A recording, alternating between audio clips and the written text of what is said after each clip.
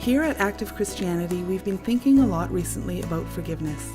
To take a look at some of the aspects of forgiveness that we don't always talk about, we sat down for a conversation with our editor, Malenko.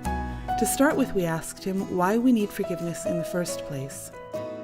Well, as human beings, we've all committed sin. Sin is actually the separation from God.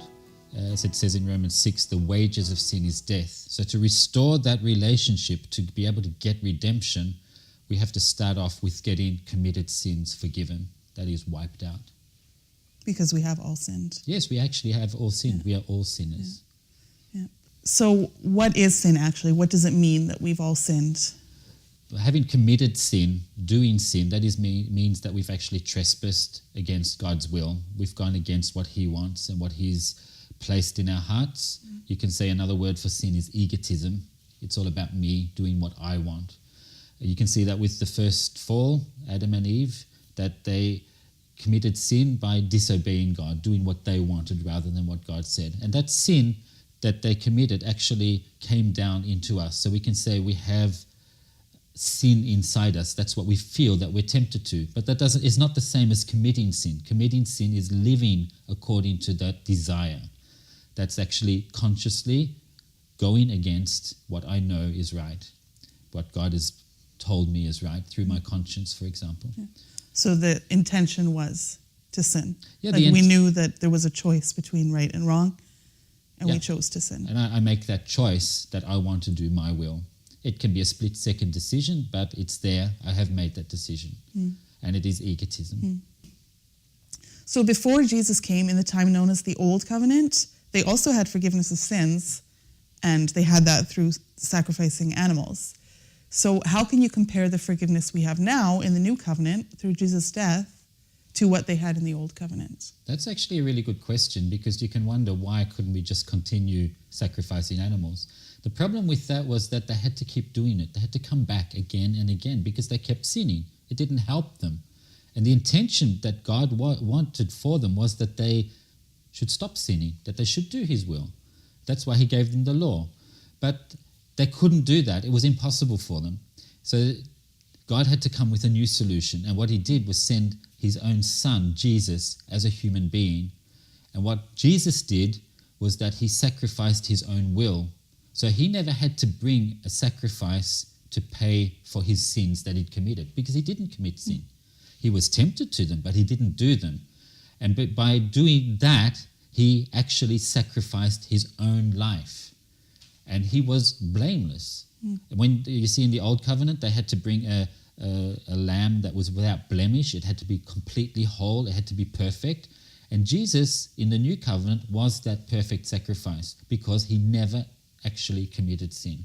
So when He was crucified as a criminal, someone who could be blamed for something when He was actually blameless, He was actually taking upon Himself those wages of sin, which is death. He who had never sinned took upon Himself those wages. And who was to blame? That was us. We who are sinners. He was actually paying for the sins that we committed. And that is the difference in the New Covenant, because Jesus never sinned, even though He was a human being. He opened a way for us. Not only does He forgive us, but He has given us a possibility to actually stop sinning by showing us the way to go. And He came voluntarily. Yeah, and that's really the great thing about this, that Jesus, He voluntarily became a human being. We can read in Philippians that He was equal with God, that He was in heaven with God, and He emptied Himself and took upon Himself the form of a servant, which means He became a human being just like you and me. And He actually received that human nature where He was tempted in all points as we are, without sinning. Imagine taking that risk, that He had the possibility to sin, and if He'd done that, not only would He Himself have been lost, but all of humankind would have lost salvation.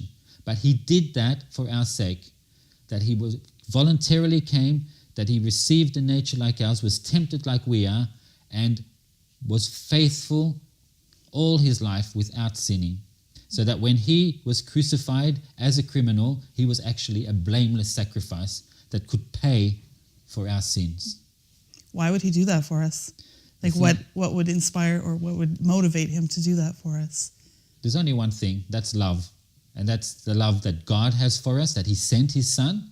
See what great love he had, that he sent his only begotten son. And Jesus, who loved us so much that he was willing to do it. It was only for that reason that he loves us. And that what he gives us now is a free gift because he loves us. And that's why we can receive that. We don't deserve it, but he does it because he loves us. So the fact remains, though, that we have all sinned. So how does Jesus not having sinned apply to us? Yeah, that's the fact. We have sinned. And as it says in Romans 6, that the wages of sin is death. So that's actually what we deserve.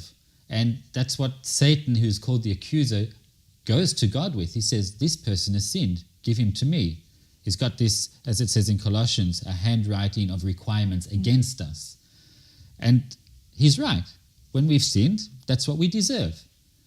The thing is that now Jesus, who never sinned, took upon himself that punishment, you can say, when he was crucified and he died. He even experienced the spiritual death of separation from God. He cried out, my God, why have you forsaken me? He even experienced that.